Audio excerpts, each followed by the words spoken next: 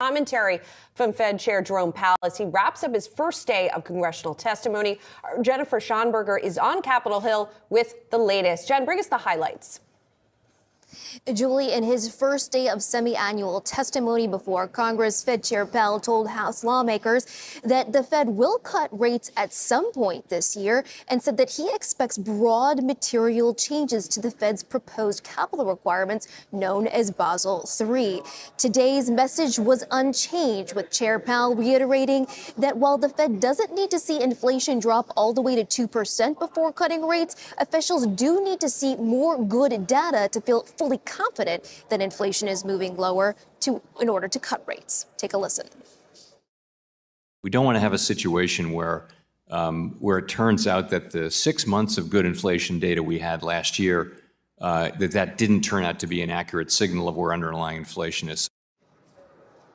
Democratic ranking member Maxine Waters focused on housing, saying it's the #1 driver of inflation. In an interview following the hearing, Waters told me that she would like to see the Fed target inflation higher than 2% and would like to see the Fed lower rates as soon as the March policy meeting. I'm absolutely convinced that these rates should be lowered.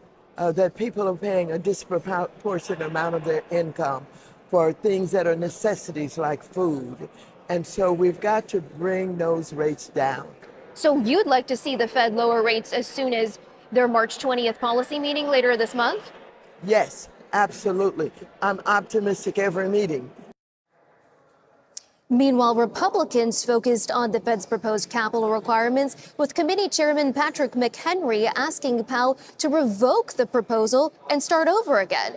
Powell says that while decisions have not yet been made, he wouldn't rule out doing just that, calling it, quote, a very plausible option. He says the Fed wants to take its time and do it right.